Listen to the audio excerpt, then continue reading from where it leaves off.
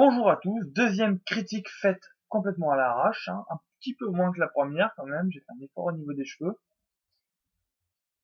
Cette fois, on va parler du dernier Astérix à sortir en salle, le Domaine des Dieux, réalisé par Louis Clichy et Alexandre Astier, et écrit par Alexandre Astier d'après la bande dessinée de René Goscinny et Albert Uderzo. L'histoire du film, donc César en a marre donc du petit village qui résiste encore et toujours à l'envahisseur romain, et décide pour cela de les amener à se convertir en quelque sorte à la culture romaine en construisant le domaine des dieux, petite ville de campagne aux abords du village des Irréductibles.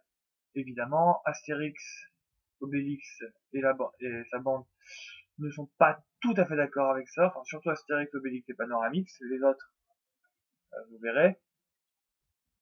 Évidemment, cela entraîne tout un tas de péripéties assez drôles. Enfin, un Astérix qui s'est fait attendre. Depuis Mission Cléopâtre, qui date quand même d'il y a 12 ans, hein, Mission Cléopâtre c'était en 2002, il n'y a pas un seul film Astérix que j'ai attendu. Astérix aux Jeux Olympiques, voilà, hein, on connaît tous la réputation. Au service secret de Sa Majesté, rien de spécial non plus. Quant aux films d'animation qui sont sortis entre temps, notamment Astérix et les Normands, je crois, euh, m'attirait pas spécialement, je l'ai pas vu, donc je sais pas ce qu'il vaut. Mais le fait est que le Domaine des Dieux est le premier Astérix depuis très longtemps à m'avoir intéressé, du moins quand j'ai vu la bande-annonce. Et pour cause, le film est excellent, très drôle. On voit qu'il y a Alexandre Astier dans le travail, hein. Clairement, je suis pas un original, hein, comme beaucoup de monde, je suis très fan d'Alexandre Astier.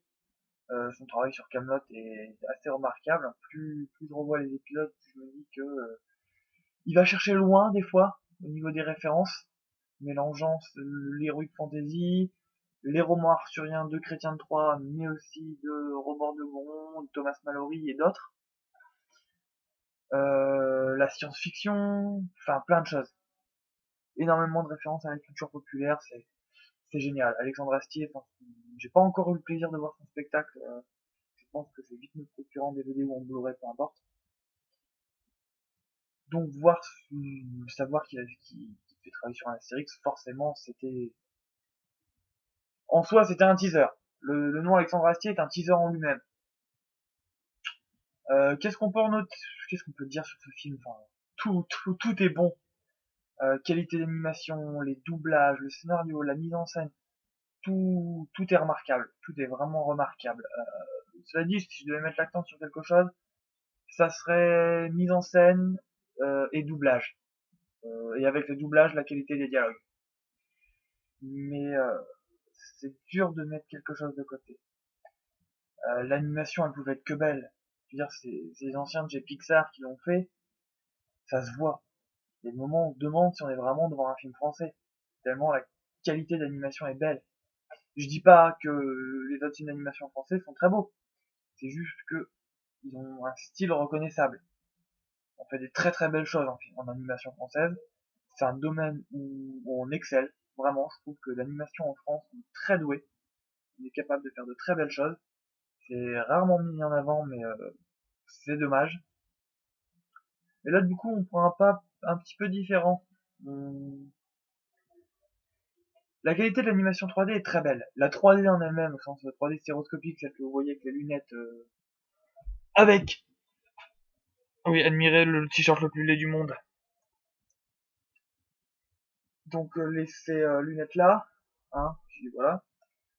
Là, la 3D est à chier. On la remarque pas du tout.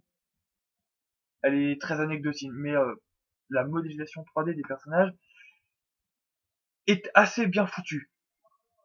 C'était vraiment très beau. On retrouve l'univers visuel de la bande dessinée. C'est vraiment très sympa à voir, c'est très fluide, c'est vraiment très bon. Que dire, le doublage et répliques, c'est les répliques cultes. Ah, c'est Pour ceux qui ont suivi et qui aiment Kaamelott, vous allez réentendre quelques répliques. Je veux pas trop en dire pour pas vous gâcher le plaisir, mais disons que le chevalier préféré de beaucoup de spectateurs de Kaamelott sort une de ses répliques les plus célèbres. Je pense que là, à partir de là, c'est facile à deviner, mais elle sort de façon complètement inattendue. On reconnaît la voix de Franck Pitio. Donc Franck Pitio, c'est l'acteur qui joue Perceval dans Kaamelott. On reconnaît sa voix, mais je m'attendais pas à ce qu'il dise cette réplique en particulier. Et c'était d'autant plus cool de l'entendre. Il y a énormément de répliques qui sont très drôles. Une réplique que je trouvais sans plus dans la bande-annonce, quand on voit un esclave dire, ça dit la motivation reste intacte. Dans la bande-annonce, je trouve oui, bon, parce qu'on n'a pas le contexte. Une fois qu'on a le contexte, on voit pourquoi il dit ça, c'est hilarant. Vraiment, c'est déjà le personnage du chef des esclaves est génial. Le personnage du centurion doublé par Alexandre Astier est génial. Cubitus, je crois que c'est Cubitus, le nom du soldat romain doublé par Elie Semoun est très très bon aussi. Y a aucun personnage qui est relou, ils sont tous très bons. C'est automatique, donc le forgeron est doublé par Lionel Astier. On a Florence Foresti qui double Bonne Mine. On a qui? Donc Laurent Dutch qui double Amblégus. Philippe, j'ai oublié son nom de famille, qui double Jules César. Enfin bref, on a plein de monde. Hein. Et surtout, Roger Carrel qui double Astérix. Pour la dernière fois. Pour la dernière fois, car il a déclaré prendre officiellement sa retraite après le domaine des dieux. Ce qui sera, à mon sens, une grosse perte pour le paysage de doublage en France.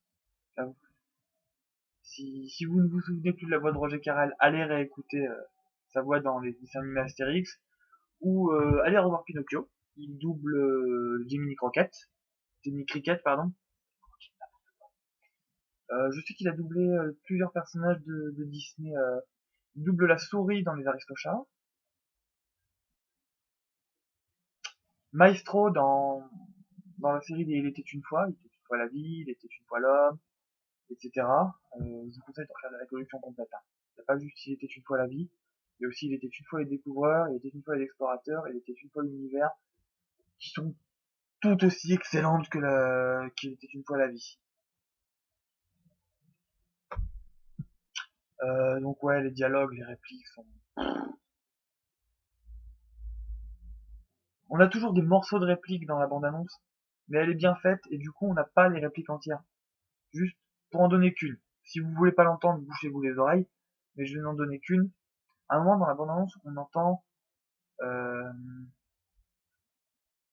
vous êtes des imbéciles et que vous êtes des imbéciles complètement cupides ou quelque chose comme ça.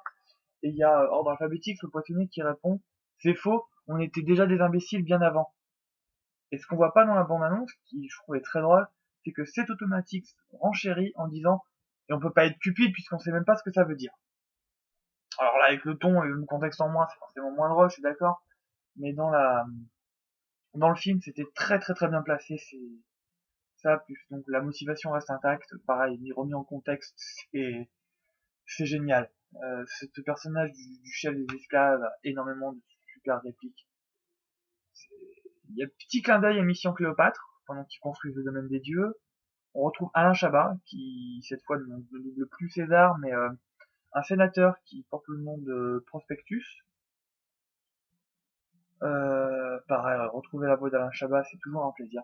J'adore ce mec. J'adore les nuls. Pour moi, s'il y a un groupe de comiques à voir, c'est les nuls. Leur humour complètement absurde et juste savoureux, c'est génial. Objectif nul, je me lasse jamais de revoir cette série. Là, les Régis c'est un con, les nuls, voilà. Et donc la présence, forcément, d'Alain Chabat est toujours un petit plus. C'est quand même lui qui avait fait la qualité, en partie, de Mission Cléopâtre, en étant à la réalisation et à l'écriture des dialogues. Le scénario, parce que bon, les répliques ne sortent pas de nulle part, elles s'inscrivent dans un scénario qui est bon. C'est-à-dire, c'est pas juste un film d'animation pour enfants, c'est un film d'animation pour tout le monde. film. Je sais plus ce que j'ai dit. On verra bien. Je ne fais qu'une seule prise. Bref, donc c'est un film d'animation pour tout le monde. Pour les enfants, mais surtout pour les adultes. Il y a une chose que les enfants ne comprendront pas. Je pense qu'il y a un gros message dans le film sur la cupidité, sur le marché, j'ai presque envie de dire sur le capitalisme, un propos anticapitaliste. Et oui, il y en a un. Je veux dire, la société romaine qui s'impose auprès de la société gauloise et qui les corrompt au niveau de l'argent. C'est vraiment, on a vraiment le thème de l'argent qui vient corrompre une société. C'est assez fort, c'est assez visible. Je trouve ça vraiment bon dans un film d'animation que beaucoup d'enfants vont voir. On ait des thèmes aussi sérieux sur notre société, sur, sur le fonctionnement de nos propres vies. C'est vraiment bon, plutôt que d'avoir les messages écologiques à la con qu'on a dans n'importe quel film d'animation lambda le matin sur TF1. Voilà, là on a des vrais enjeux. Il n'y a pas trop de gnangnan non plus. On n'a pas une fin niaise à la con. Non, à la fin, on a le bon vieux traditionnel banquet d'Astérix, et il n'y a pas de truc tout mignon tout plein. Enfin, il y a un plan que j'ai trouvé un petit peu too much, peut-être deux, mais dans l'ensemble, il n'y a pas...